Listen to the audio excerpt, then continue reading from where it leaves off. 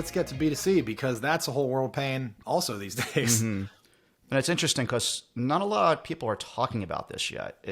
I don't know why. Actually, I do know why. I think that humans are just kind of generally like, the problem isn't a problem until it's like on my doorstep.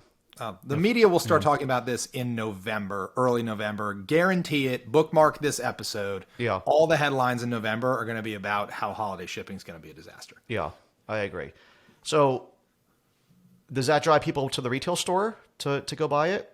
If they can get the stock. Right. Right. I was gonna say that afterwards because they had to, that's the B2B side. They have to be able to get the stock in the retail store. But like, I think maybe at the end of the holiday season, people are back in their cars or in the mall, like desperate to like find the products. So people like me who always wait till the last second, aren't paying attention to the news maybe, and don't think about the fact that like I can't just order something on December 21st this year and have it. Yep. Maybe that at the end of, that's where the holiday rush comes from there. But in e-commerce world, I think you got to be planning for this now. It's another one of these things that you're going to be at someone else's whim. It's just frustrating. It's the thing that's out of your control. You can put the label, the tracking label on the package same day and have the FedEx guy come pick it up same day. What they do with it from there is completely out of your control. Yeah. I mean, they're all of the carriers. So we work with all the majors, Postal Service, FedEx, UPS. We don't do any DHL yet, but all the major carriers, they don't want your boxes this holiday. They are full. We spoke to DHL. They said, great, we'd love to talk to you. No new clients till 2022. They are full. FedEx has come back to us with surcharges out the wazoo. If you're a FedEx shipper, I don't know, Mike, you probably see them too. But FedEx, the surcharges that they kick in like right on Black Friday, right? Yep. The holiday surcharges for FedEx are like $3.50 a box. And that's surcharge on top of shipping. So it's like a 50% price hike or something roughly on FedEx. So they don't want your boxes, right? Postal Service, I think it's coming. We've been trying to move volume to Postal Service because of this. We can't get the Postal Service cardboard, the red, white, and blue cardboard that you need to ship. Like there isn't any of it. Yeah. Our warehouse team on the way into work is going by their local post office and picking up like 50 of them, like whatever they have every day. It's insane. That is crazy. It's September, y'all. It's not even holiday yet. Yeah. It's bad. It is. I mean, we've always struggled with the post office anyway. It's not exactly the most well-run organization to begin with. I mean, just getting them to come send the truck, 3 years ago when we were, at the peak of doing stuff with Color Rate, just getting to pick stuff up back then was a struggle. And so, and getting the cardboard back then was a struggle. We used to do the same thing. We used to drive by the post office every morning on the way in and be like, and they we knew everybody by first name because they'd be like, oh, you need some medium flat rate boxes, and they would have them kind of set aside for me. I can only give you one pack today or whatever. I'm like, I'll take whatever you can give me because we got to go pack the orders and put all of our coloring books in here. And I think that we're going to see that times 10 this year because everyone is going to be struggling. There physically isn't enough vans, people, and infrastructure to meet the demand. And something has to break down somewhere, right? It's just something you have to be thinking about now. Yep. They'll come out with the stats probably in like a month or two, but I remember last year some consulting firm did an estimate of we expect this much package volume this holiday and the carriers have this much capacity. And like every other year until the beginning of time, like capacity was more than package volume, right? Like by a few percent because they try to line it up, right? Last year, it was like packages were like 25% more than volume. So like that was 1 in 4 boxes without a truck, right? No way to get there. Yep. And I haven't seen the numbers for this year yet, but I bet it's going to be worse this year. So there are some things you can do to combat this. I mean, there's another trend that I can think of that maybe helps you here, which is that it seems like Christmas comes earlier and earlier every year. You think about when we were kids, like it would have been unheard of to see any type of Christmas commercial before Black Friday. Never. Like even the day before Black Friday, like it was like, people started running the ads like literally on Black Friday. It was like Thursday, you wake up and it was like all the Christmas ads. It wouldn't be like even Wednesday or Tuesday beforehand, like people being like, come check out it was like really that compressed. And it was like Thanksgiving Day through basically December 23rd or 24th in some cases, that was like when you got exposed to Christmas shopping. And Yeah. the day afterwards it was over, and it was like, come see our post Christmas sale. Then it was our New Year's sale, and we were just kind of done. But over the last decade, it's like Christmas and Halloween or whatever, Right. are Right. kind of coinciding together. And so I think that maybe taking advantage of that thought process, people's kind of desire to shop early and kind of get it done, can maybe help you in some ways. Yeah, I mean, if you are a D2C brand, you have got to find some way to move package volume out of that Cyber Monday to Christmas Day window. I've seen some people on Twitter suggest some interesting things, like if you buy before Black Friday, you get a coupon for 50% back in store credit that can only be used after January 1st. Or something like that, to try to incentivize people to spread their orders. I mean, I would start with your email marketing, as insane as it sounds, like in late October, Yeah. about how, we're running all of our Christmas stuff all of the month of November. Maybe your best deals are in November.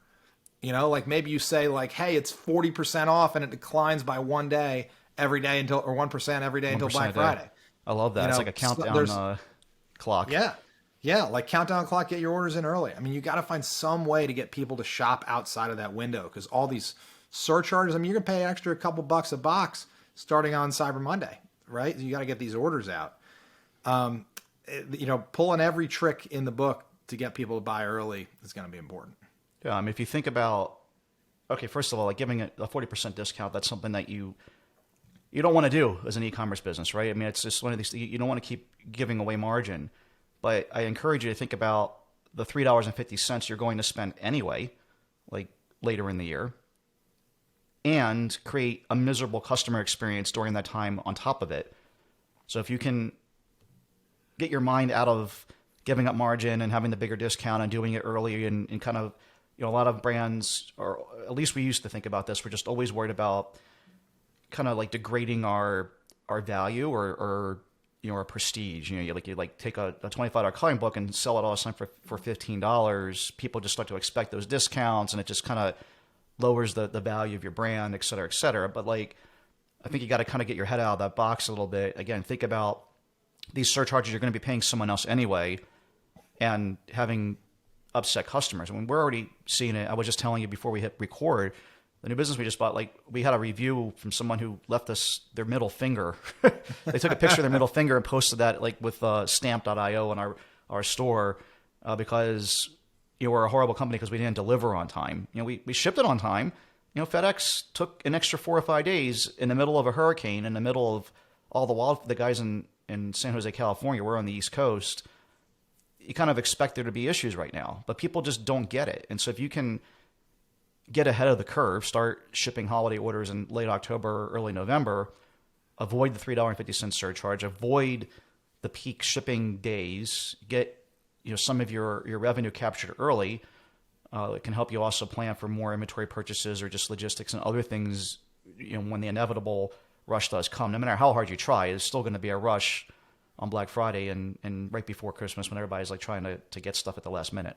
Oh yeah. I mean, even if if brands are willing to eat the surcharges and everything, it's not going to get there, y'all, by Christmas. Right. We sat with our carriers already planning for Q4, and our initial date that we circled for holiday shipping, get there by Christmas cutoff, was December 4th. Nobody shops by December 4th, right? That's way too early. I can't get my head as around a brand, that's a frightening, insane number. I mean, what happens if someone buys something on December 15th? I mean, it just doesn't get there. It's really not going to get there. It's just not. So customer service teams have got to be prepared for, what are we going to do? Marketing teams have got to be prepared for, we can't make promises after, early December. It's going to be a mess. It's coming down the pipe, bad brand experiences, stuff that does not get there by Christmas if it is ordered after December 4th. I mean, we're talking about, after December 4th, if you want it there by Christmas, it depends on what zip code you're in. It depends where it's coming from, and it depends on how much you're willing to pay for shipping. But kind of slow and free shipping after December 4th, it's not looking good. Yeah. And I can see a lot of emails with headlines like, "We don't want to disappoint you." You get people, Yep. you try to figure out ways to get them to open up the email. Tagline Yep. or headlines like that. It's like, well, what does this mean? And they open up the email. It's like, look, we expect shipping to be nuts.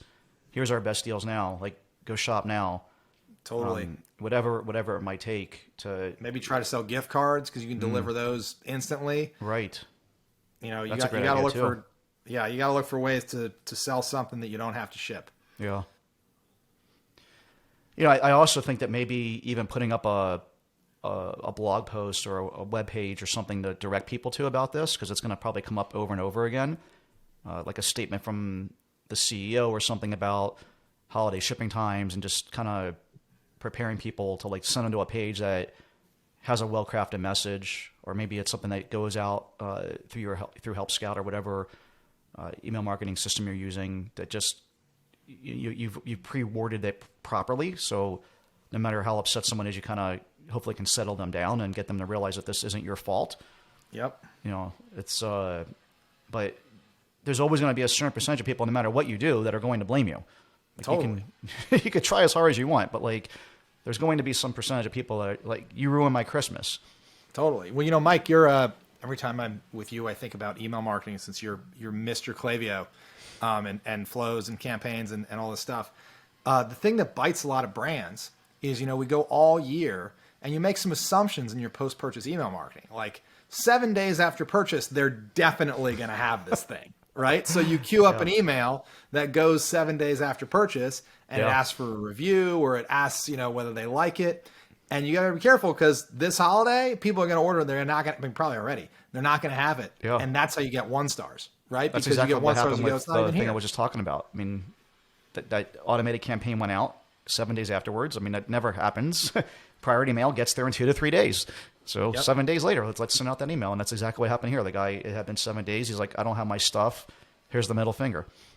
Yep, exactly. So you got to, I mean, brands, it's amazing how much we assume is going to happen. We assume you hand a package to the guy and it gets there in X number of days, and you build everything around that. There's so much built around that expectation. I mean, even auto replen, like people offer subscriptions and it's like an every 30-day subscription. You could be shipping the box 1 week after the first box arrives. Yeah. You know, so you got to rethink all this for kind of Q4 this year. We used an app called AfterShip, which would ping back to Klaviyo and let you know when something was delivered. That might be something I'll really look into right now and invest in, because right now you can, instead of sending out that email on the assumed 7 days or whatever it might be, you can have it ping back to Klaviyo and let Klaviyo know, hey, the things arrived today, and then send out the email, and then wait the 7 days after that to send out the review request. So that's definitely a way to get around that. That's a great one. There's another cool one that we just started using called Wonderment, which does kind of the same thing, sucks in the actual delivery date, and will give you reports on like when your boxes are actually getting there. You know, it can be kind of hard to say like, all right, I shipped, 1,000 boxes. What percent of them got there in 3 days? Wonderment can help you do that, and it can help you proactively surface the customers who are, it's been 8 days and they haven't gotten it, so you can reach out to them before they leave you that 1-star.